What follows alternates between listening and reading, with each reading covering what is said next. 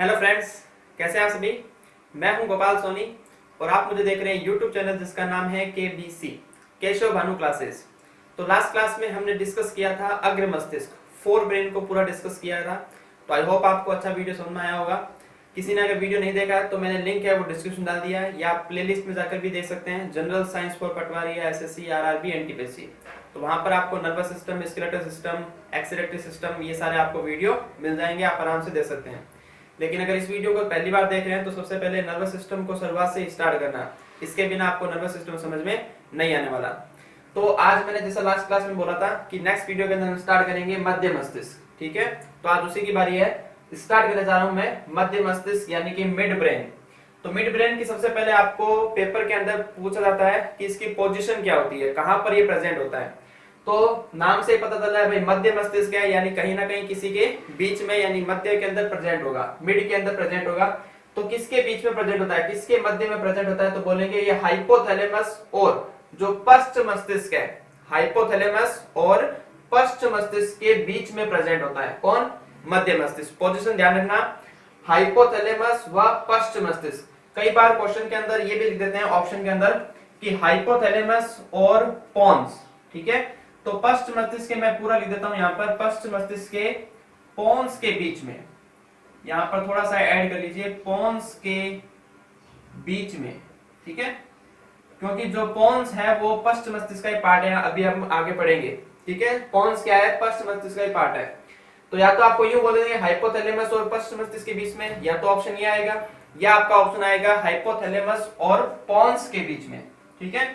तो कोई भी ऑप्शन है, दोनों ही करेक्ट ऑप्शन है। तो पहली बात होगी कहां पर प्रेजेंट होता है। फिर ये है हमारे मिड ब्रेन का स्ट्रक्चर बनाया हुआ है। किसका स्ट्रक्चर है? मिड ब्रेन का स्ट्रक्चर है।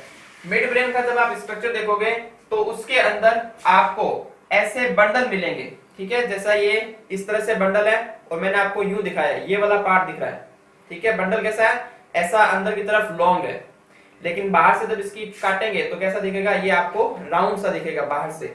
तो ये ऐसा ही दिख रहा है, ये अंदर की तरफ धसा हुआ है, ठीक है। इस तरह से बंडल है। तो बंडल किसके हैं? तो बोलेंगे माइलिन युक्त एक्सोन के बंडल है। किसके बंडल है? माइलिन युक्त एक्सोन के बंडल हैं। तो माइलिन युक्त एक्सोन के बंडल है। इस माइलिन युक्त एक्सोन के बंडल को यहाँ पर क्या बोलते हैं? बोलेंगे सेरिब्रल वृंत कहते हैं, सेरिब्रल पेडंकल। इंग्लिश में बोले तो सेरिब्रल पेडंकल, हिंदी में बोलते हैं इसको सेरिब्रल वृंत। किसको? इनको, जो माइलिन युक्त एक्सोन के बंडल है इनको क्या बोलते हैं? सेरिब्रल वृंत। ध्यान रखना, सेरिब्रल वृंत। इंग्लिश में इसको बोलते हैं सेरिब्रल पेडंकल, हिंदी में बोलते हैं सेरिब्रल वृंत। अब ये दो ऊपर हैं और दो नीचे हैं, तो टोटल कितने हो गए? 4। तो 4 के लिए वर्ड आता है कार्पोरा क्वाड्रिजेमिना। क्या बोलते हैं इनका? Corpora quadrigemina. कितने हैं? 1 2 3 4 4, ठीक है। तो 4 के लिए वर्ड आता है, इन्होंने वर्ड दिया है कार्पोरा क्वाड्रिजेमिना। क्या नाम है? Corpora quadrigemina. ये जो माइलिन एक्सोन के बंडल है टोटल कितने हैं? 4 हैं। 4 के लिए क्या नाम दिया गया है इसको? Corpora quadrigemina. अब ये कार्पोरा क्वाड्रिजेमिना है, वो 2 ऊपर की तरफ है और 2 नीचे की तरफ है, यानी बोलेंगे 2 सुपीरियर है, सुपीरियर मतलब ऊपरी वाले पार्ट के अंदर है, और 2 इंफीरियर है, इंफीरियर मतलब नीचे वाले पार्ट में है। टोटल कितने हैं? 4। 4 में से 2 ऊपर और 2 नीचे। जो ऊपर वाले हैं, जो ऊपर वाले हैं सुपीरियर है, उनका काम होता है सेंस ऑफ विजन। क्या काम है? सेंस ऑफ विजन, यानी कि दृश्य प्रतिवर्ती क्रिया को कंट्रोल करना। और जो नीचे वाले होते हैं, 2 इंफीरियर है, वो क्या है? नीचे की तरफ है। नीचे का काम होता है सेंस ऑफ हियरिंग, यानी सुनने को या श्रवण प्रतिवर्ती क्रिया को कंट्रोल करना, ठीक है। सुपीरियर का काम क्या होगा? दृश्य प्रतिवर्ती क्रिया को कंट्रोल करना, और जो इंफीरियर है उसका काम क्या होगा? श्रवण प्रतिवर्ती क्रिया को कंट्रोल करना। यानी सुनने में संबंधित कौन काम करेगा? जो इंफीरियर पार्ट है कार्पोरा क्वाड्रिजेमिना का, उसका इंफीरियर पार्ट वो काम करेगा सुनने संबंधित, और देखने संबंधित कौन काम करेगा? सुपीरियर वाला पार्ट। क्लियर? मध्य मस्तिष्क में आपको बस इतना ही ध्यान रखना है, ये इतना ही है हमारा मध्य में, छोटा सा ही है। वापिस एक बार थोड़ा सा रिपीट कर देता हूं। पहले आपको ध्यान रखनी है इसकी पोजीशन, हाइपोथैलेमस और पश्च मस्तिष्क के बीच में, या फिर कह सकता है पोन्स के बीच में। क्या होते हैं? बोलेंगे माइलिन युक्त एक्सोन के बंडल होते हैं, इनको क्या बोलते हैं? सेरिब्रल वृंत। कितने हैं? भाई 4 हैं, तो 4 के लिए क्या नाम दिया गया है? Corpora quadrigemina. 2 सुपीरियर है, 2 इंफीरियर है। सुपीरियर का काम क्या होता है? Sense of vision. इंफीरियर का काम क्या है? Sense of hearing. ठीक है, ये हो गया हमारा मध्य मस्तिष्क कंप्लीट। अब नेक्स्ट आ रहा है पश्च मस्तिष्क, हिंड ब्रेन। तो हेडिंग डाल लीजिए पश्च मस्तिष्क। नेक्स्ट देखिए साहब, पश्च मस्तिष्क। पश्च मस्तिष्क को हिंदी में इंग्लिश में क्या बोलते हैं? Hind brain. क्या बोलेंगे? Hind brain. पश्च मस्तिष्क के भी कितने पार्ट हैं? 3 पार्ट के अंदर बांटा गया है। जो हिंड ब्रेन है उसको भी हमने 3 पार्ट में डिवाइड किया है। सबसे पहला पार्ट है उसको बोलेंगे पोन्स, जो अभी पीछे आया था। दूसरा पार्ट है उसको बोलेंगे अनुमस्तिष्क। पोन्स का नाम इंग्लिश में नाम है, हिंदी में नाम नहीं है। ठीक है, दूसरा आता है हमारे पास अनुमस्तिष्क। अनुमस्तिष्क का इंग्लिश में बोलते हैं सेरिबेलम। जो प्रमस्तिष्क होता है उसको बोलते हैं सेरिब्रम, और इसको बोलते हैं सेरिबेलम। थोड़ा सा नाम में ध्यान रखना।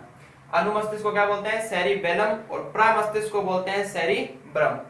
तीसरा पार्ट आता है मेडुला ऑब्लोंगेटा। ये भी इसका इंग्लिश में नाम है, हिंदी में आप ऐसे लिखोगे और इंग्लिश में आप ऐसे लिखोगे, मेडुला ऑब्लोंगेटा। तो कितने पार्ट हो गए पश्च मस्तिष्क के? 3 पार्ट। पोन्स, अनुमस्तिष्क, medulla oblongata. Pons, cerebrum, cerebellum और मेडुला ऑब्लोंगेटा। अब थोड़ा सा आप डायग्राम की तरफ देखिए। डायग्राम से आपको पता चलेगा कि इसकी पोजीशन क्या क्या होती है। ये है हमारा मध्य मस्तिष्क। तो मध्य मस्तिष्क कहाँ होता है? हाइपोथैलेमस और पोन्स के बीच में। जो ये वाला पार्ट दिख रहा है आपको, ये वाला पार्ट क्या है? पोन्स। इसके जस्ट ऊपर कौन है? मध्य मस्तिष्क। इसके नीचे कौन है? पोन्स। पोन्स के ठीक सामने की तरफ, पोन्स के ठीक सामने की तरफ ये वाला पार्ट क्या है? ये है हमारा अनुमस्तिष्क। ठीक है, पोन्स के ठीक नीचे की तरफ ये वाला पार्ट, ये वाला पार्ट होता है, वो होता है मेडुला ऑब्लोंगेटा। कौन सा है? Medulla oblongata. और ये मेडुला ऑब्लोंगेटा है वो आगे कंटिन्यू हो जाता है किसके अंदर? मेरुरज्जु के अंदर, यानी स्पाइनल कॉर्ड के अंदर। तो आप इसे देखिए, ऊपर मध्य मस्तिष्क, मध्य मस्तिष्क से ठीक नीचे पोन्स, पोन्स के ठीक नीचे मेडुला ऑब्लोंगेटा, पोन्स के सामने अनुमस्तिष्क। मेडुला ऑब्लोंगेटा आगे किस में चला जाएगा? स्पाइनल कॉर्ड के अंदर, यानी आगे किससे जुड़ा होता है? स्पाइनल कॉर्ड यानी मेरुरज्जु से जुड़ा रहता है। ठीक है, अब सबसे पहले बात करते हैं यहाँ पर पोन्स की। पोन्स के अंदर मैंने आपको जब रेस्पिरेटरी पढ़ाया था, रेस्पिरेटरी सिस्टम पढ़ाया था, उसमें बताया था कि पोन्स के अंदर एक सेंटर होता है, उसका नाम होता है न्यूमोटॉक्सिक सेंटर। क्या नाम है? Pneumotaxic centre. जब अपन बहुत ज्यादा मतलब फोर्सफुली क्या लेते हैं? सांस लेते हैं, तो उसको कंट्रोल करने का काम किसका है? न्यूमोटॉक्सिक सेंटर का। किसका काम है? न्यूमोटॉक्सिक सेंटर का। अगर नॉर्मल ब्रेथ ले रहे हैं, सांस ले रहे हैं, तो उसका काम तो होगा मेडुला ऑब्लोंगेटा। लेकिन अगर फोर्सफुली जबरदस्ती सांस ले रहे हैं, सांस रोक रहे हैं, तो उस समय कौन काम करेगा? Pneumotaxic centre. ठीक है, तो केवल पोन्स का इतना ही काम है। इसके अंदर एक सेंटर प्रेजेंट होता है जिसका नाम होता है न्यूमोटॉक्सिक सेंटर, जो क्या करता है? फोर्सफुली या अपने मर्जी से जब अपन सांस लेते हैं, सांस रोकते हैं, उस समय काम करता है कौन? Pneumotaxic centre. फिर आता है, नेक्स्ट आता है हमारे पास अनुमस्तिष्क। ठीक है, पोन्स के अंदर आपको इतनी बात ध्यान रखनी है। नेक्स्ट ये वाला जो पार्ट दिख रहा है उसको बोलते हैं अनुमस्तिष्क। अनुमस्तिष्क क्या करता है? अनुमस्तिष्क क्या करता है? ऐच्छिक कार्यों का अनैच्छिक नियंत्रण। ऐच्छिक कार्यों का अनैच्छिक नियंत्रण करता है। इस लाइन का मतलब समझिए आप, अनैच्छिक नियंत्रण। ठीक है, अनुमस्तिष्क क्या करता है? तो बोलेंगे ऐच्छिक कार्यों का अनैच्छिक नियंत्रण करता है। एग्जाम्पल देखिए, जब आप सबसे पहले गाड़ी चलाना सीखते हैं या साइकिल चलाना सीखते हैं या कोई भी चीज सीखते हैं, तो उस पर अपना पूरा ध्यान केंद्रित करते हैं। तो जब आप सीख रहे होते हैं उस समय आपको काम कर रहा होता है प्रमस्तिष्क। कोई भी चीज अगर आप सीख रहे हैं, कंप्यूटर चलाना सीख रहे हैं, टाइपिंग करना सीख रहे हैं, मोबाइल चलाना सीख रहे हैं, बात करना सीख रहे हैं, गाड़ी चलाना सीख रहे हैं, ठीक है, तो उस समय आपका पूरा ध्यान उस डिवाइस पर ही होता है। ठीक है, जो आप चीज सीख रहे हैं, तो उस समय जब आप सीख रहे होते हैं तब आपका मोस्टली जो काम करता है वो काम करता है आपका प्रमस्तिष्क, सेरिब्रम काम करता है। ठीक है, लेकिन जब आप चीज के उस चीज वस्तु के अंदर, उस स्किल के अंदर जब आप एकदम दक्ष हो जाते हैं, एकदम परफेक्ट हो जाते हैं, जैसे मान लीजिए आप गाड़ी चला रहे हैं, सबसे पहले आप गाड़ी चलाओगे तो आप ध्यान रखोगे भाई क्लिच किधर है, ब्रेक किधर है, रेस किधर देनी है, वगैरह वगैरह। ठीक है, तो गाड़ी चलाओगे तो आपका पूरा कंसंट्रेशन है वो गाड़ी पर ही होगा। ठीक है, आसपास भी देखोगे हैंडल कैसे चलाना है, संभालना है, कैसे इसको बैठना है, कब रेस देनी है, कब गियर डालना है, तो ये सारी आप चीजों सीख रहे हो। उस समय आपका मोस्टली वर्क कौन कर रहा है? प्रमस्तिष्क। ठीक है, लेकिन आप पूरी गाड़ी में चलाने में एकदम परफेक्ट हो गए, तो अब क्या होगा? आप फोन पर बात करते करते भी आराम से गाड़ी चला लोगे। अब आपको पता नहीं चलेगा भाई कब ब्रेक मारना है, कब जैसे ही कोई सामने आएगा अपने आप ब्रेक लग जाएगा, ठीक है। तो उस समय कौन काम कर रहा है, तो बोलेंगे उस समय काम कर रहा है अनुमस्तिष्क। यानी जब आप किसी चीज के अंदर क्या हो जाते हो, दक्ष हो जाते हो, यानी कि परफेक्ट हो जाते हो। अगर आप किसी चीज के अंदर परफेक्ट नहीं हो, सीख रहे हो, तो काम करेगा हमारा प्रमस्तिष्क। लेकिन एकदम परफेक्ट हो गए, आंख मीच कर भी अपन गाड़ी चला सकते हैं, हाथ छोड़कर भी गाड़ी चला सकते हैं, तो उस समय बैलेंस के अंदर कौन काम कर रहा है, अनुमस्तिष्क, ठीक है। यानी ऐच्छिक कार्यों का अनैच्छिक नियंत्रण। कार्य तो कैसा है, हमारी मर्जी है, हम गाड़ी चलाएं ना चलाएं, लेकिन गाड़ी चला रहे हो तो उसमें भी हमें एकदम ध्यान लगाने की जरूरत नहीं है, ठीक है। यानी अनैच्छिक हो रहा है, अपने आप ही चल रही है गाड़ी, अपने आप ही लगातार अपने आप ही ब्रेक लग जाएगा, कोई अगर सामने आएगा तो, ठीक है। यूं सोचेगा नहीं भाई ब्रेक लगाना पड़ेगा, तो अपने आप ही ब्रेक दब जाएगा। तो वहां पर हो रहा है ऐच्छिक कार्यों का अनैच्छिक नियंत्रण। क्यों, क्योंकि आप उस कार्य के अंदर क्या हो चुके हो, दक्ष हो चुके हो, परफेक्ट हो चुके हो। तो बोलेंगे यहाँ पर काम करता है हमारा अनुमस्तिष्क। इसके अलावा जो अनुमस्तिष्क है उसका दूसरा काम होता है संतुलन करना। जो हमारी बॉडी है वो संतुलन हो रही है, वो संतुलन का काम कौन कर रहा है, बोलेंगे अनुमस्तिष्क कर रहा है। जो व्यक्ति शराब पीता है, ठीक है, जो व्यक्ति शराब पीता है उसके अंदर अनुमस्तिष्क है वो खराब होना स्टार्ट हो जाता है, या अनुमस्तिष्क है वो काम करना बंद कर देता है, जिस कारण व्यक्ति क्या होता है, लड़खड़ाता है, ठीक है। शराबी व्यक्ति होता है तो लड़खड़ाता क्यों है, कभी इधर जाता है कभी इधर जाता है, क्यों, क्योंकि उसके अंदर जो अनुमस्तिष्क है उसने काम करना बंद कर दिया है। तो मेनली अनुमस्तिष्क का काम क्या होता है, संतुलन करना। मेन काम क्या है इसका, संतुलन करना, बॉडी को संतुलित करना, ठीक है, ये इसका मेन काम है। और यहां पर लिख सकते हो आप, शराब वाले में, शराब जो पीते हैं उसके अंदर अनुमस्तिष्क है वो काम करना बंद कर देता है, तो अनुमस्तिष्क कम काम करता है, ठीक है। आप पूरा लैंग्वेज आप लिख लेना कि शराबी व्यक्ति के अंदर अनुमस्तिष्क खराब हो जाता है या काम करना बंद कर देता है, जिस कारण वो लड़खड़ाता है। तो ये हो गया हमारा अनुमस्तिष्क। नेक्स्ट आता है हमारा मेडुला ऑब्लोंगेटा। मेडुला ऑब्लोंगेटा का काम क्या होता है, जितनी भी हमारे अनैच्छिक क्रियाएं हो रही है, जो मोस्ट अनैच्छिक क्रियाएं हैं, उनको कंट्रोल करने का काम कौन करता है, मेडुला ऑब्लोंगेटा। तो इसको मैं थोड़ा सा रफ कर देता हूं यहां से। मेडुला ऑब्लोंगेटा देखिए, जैसे हमारी हृदय स्पंदन दर, यानी हृदय दर को कौन कंट्रोल कर रहा है, ठीक है, बोलेंगे मेडुला ऑब्लोंगेटा कंट्रोल कर रहा है। श्वसन दर को कौन कंट्रोल कर रहा है, बोलेंगे मेडुला ऑब्लोंगेटा कंट्रोल कर रहा है। जठर रस जो हमारे अमाशय के अंदर निकलता है, जठर रस, उसको कौन कंट्रोल करता है, बोलेंगे मेडुला ऑब्लोंगेटा कंट्रोल करता है। इसके अलावा कुछ और अनैच्छिक क्रियाएं होती है, जैसे कि जिन पर हमारा नियंत्रण नहीं होता, अनैच्छिक क्रियाएं मतलब जिन पर हमारा नियंत्रण नहीं है, जैसे कि खांसना, खांसी, ठीक है। इसके अलावा छींकना, उल्टी, ठीक है। तो इन सब पर भी हमारा क्या है, कंट्रोल थोड़ी है। खांसी आ रही है तो खांसी आएगी, कितने रोक लो बोलिए आप उसको। छींकना है तो छींकना ही है, कितने रोक लो। और उल्टी अगर आएगी तो कितने रोक लो, रुकेगी नहीं। क्यों, क्योंकि ये कैसी क्रियाएं हैं, ये अनैच्छिक क्रियाएं हैं, इनका हमारे ऊपर कंट्रोल नहीं है। तो इन सबको कंट्रोल करने का काम किसका है, मेडुला ऑब्लोंगेटा का काम है, ध्यान रखना। मेडुला ऑब्लोंगेटा का काम है किस किस को, हृदय दर को, श्वसन दर को, जठर रस को, ये तो करती है। इसके साथ में खांसी, छींकना, उल्टी, इन सब का भी काम कौन करता है, मेडुला ऑब्लोंगेटा कंट्रोल करने का काम करता है। तो तीनों हो गए, पॉन्स न्यूमोटॉक्सिक सेंटर प्रेजेंट, अनुमस्तिष्क के अंदर ऐच्छिक कार्यों का अनैच्छिक नियंत्रण। इसके अलावा जब आप परफेक्ट हो जाते हो तो वो कार्य किसको जाता है, अनुमस्तिष्क कंट्रोल करता है, संतुलन का काम करेगा। और जब शराब पीते हैं तो हमारा संतुलन बिगड़ जाता है बॉडी का, जिस कारण वो शराबी व्यक्ति है वो लड़खड़ाता है, कभी इधर जाएगा कभी इधर जाएगा। तो ये काम हो गया अनुमस्तिष्क का। मेडुला पूछे तो हृदय दर को कंट्रोल कर रहा है, श्वसन दर को कंट्रोल कर रहा है, जठर रस के स्तर को कंट्रोल कर रहा है। अनैच्छिक क्रिया जैसे खांसी, छींकना, उल्टी, इनको भी कंट्रोल करने का काम किसका है, बोलेंगे मेडुला ऑब्लोंगेटा का काम है। हो गया क्लियर। तो ये हो गया हमारा पश्च मस्तिष्क। अब एक यहाँ पर एक थोड़ी सी छोटी सी चीज है कि देखो, पोन्स, मध्य मस्तिष्क और मेडुला ऑब्लोंगेटा, पोन्स, मध्य मस्तिष्क और मेडुला ऑब्लोंगेटा, ये तीनों एक ही लाइन के अंदर है, ये तीनों एक ही लाइन के अंदर है। मध्य मस्तिष्क, पोन्स, मेडुला ऑब्लोंगेटा, तीनों एक ही लाइन के अंदर है, इसलिए इसको बोलते हैं, तीनों को मिलाकर क्या बोलते हैं, मस्तिष्क स्तंभ। मैं थोड़ा सा यहाँ ऊपर से रफ कर देता हूं। इन तीनों को मिलाकर क्या बोलते हैं अपन, मस्तिष्क स्तंभ, ब्रेन स्टेम। किस किस को, मध्य मस्तिष्क,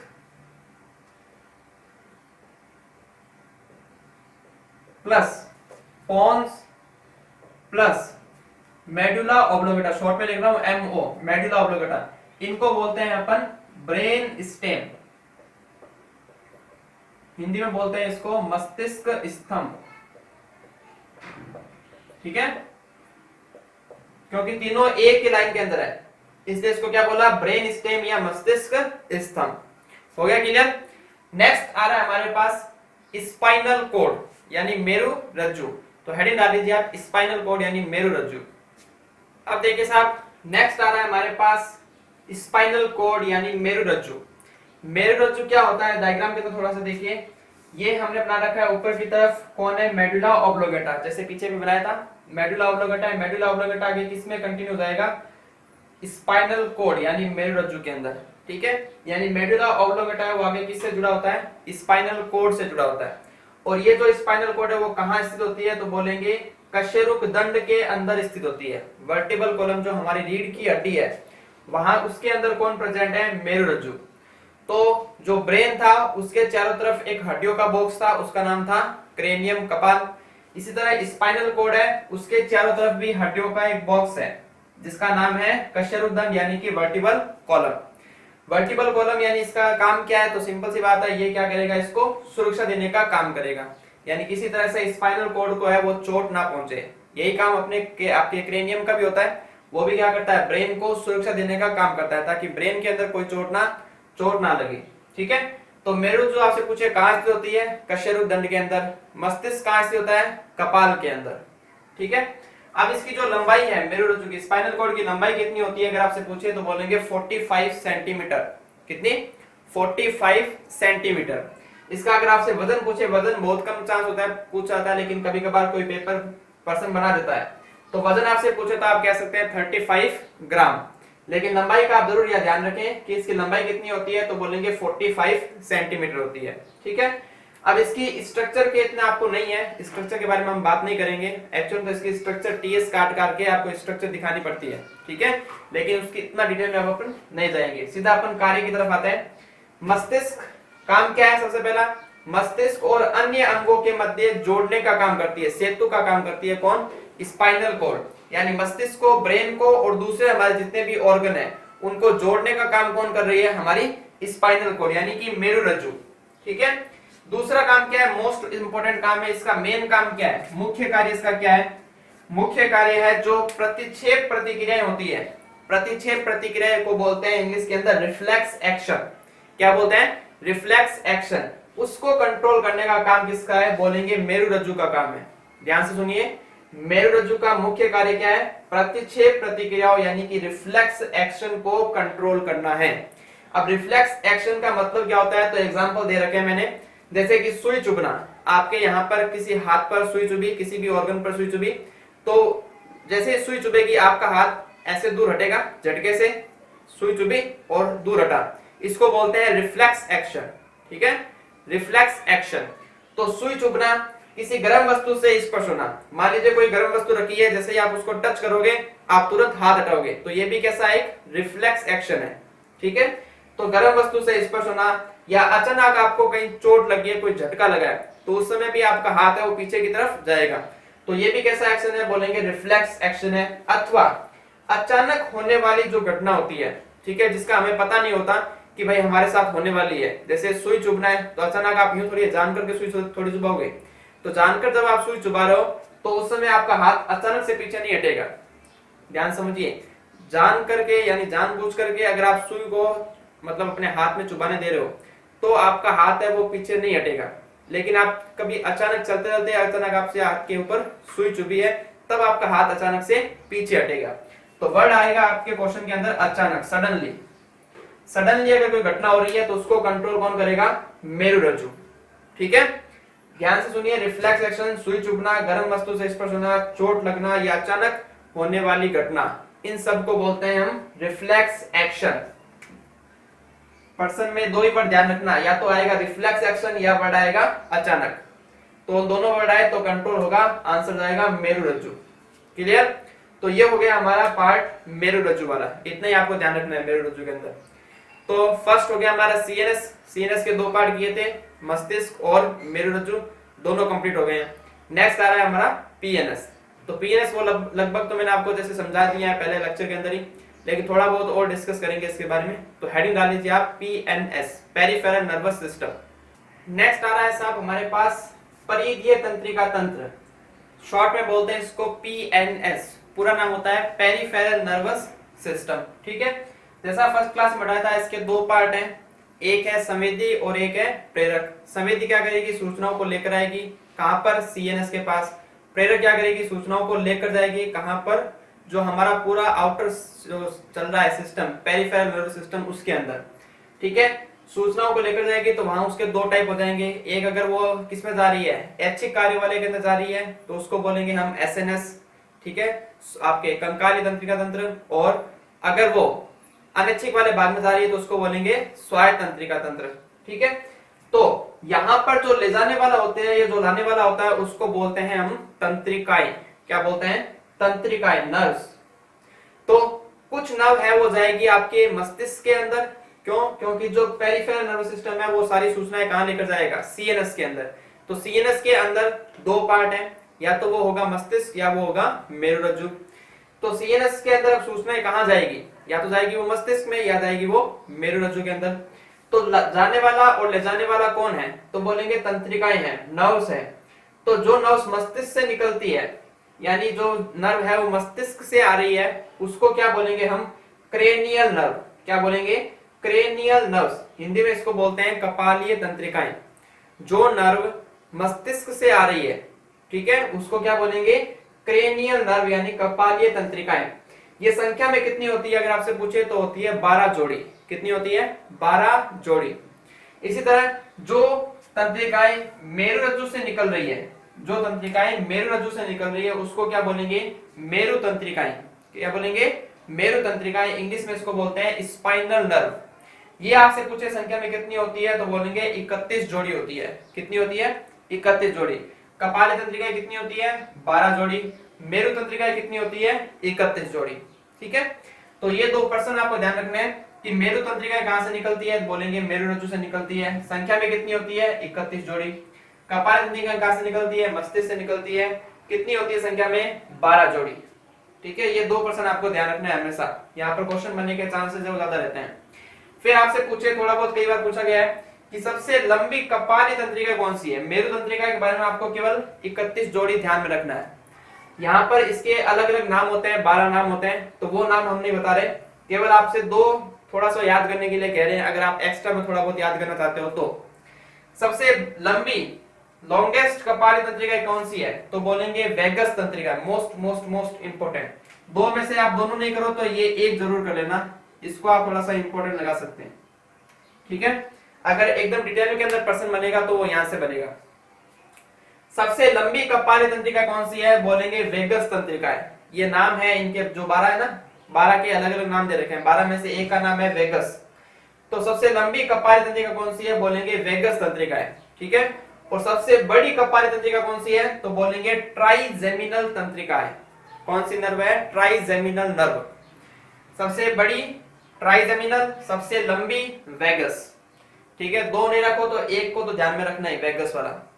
ठीक है, तो यहां पर अगर ये हमारा हो गया पीएनएस कंप्लीट। बाकी मैं फर्स्ट लेक्चर के अंदर डिस्कस कर चुका हूं, अनुकंपी परानुकंपी कब कैसे काम करेंगे। अनुकंपी काम करेगा प्रतिकूल में और परानुकंपी काम करेगा अनुकूल परिस्थिति के अंदर, तो वो सारा हम पहले डिस्कस कर चुके हैं। तो यहाँ पर आकर हमारा सीएनएस भी हो गया और पीएनएस भी हो गया।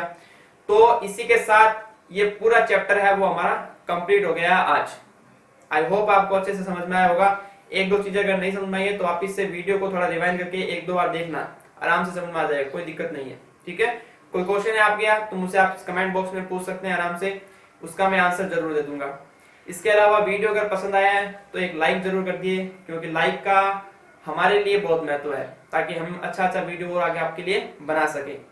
चैनल पर अगर आप नए पहली बार इस चैनल को देख रहे हो तो सब्सक्राइब कर लेना और बेल आइकन को दबा लेना, क्योंकि जैसे ही हम नए वीडियो अपलोड करेंगे आपको नोटिफिकेशन जरूर मिलना चाहिए, क्योंकि नोटिफिकेशन अगर आपको नहीं मिलेगा तो आप उस वीडियो को नहीं देख पाओगे। ठीक है, तो मिलते हैं नेक्स्ट क्लास में नई लेसन के साथ, तब तक के लिए टाटा, गुड बाय।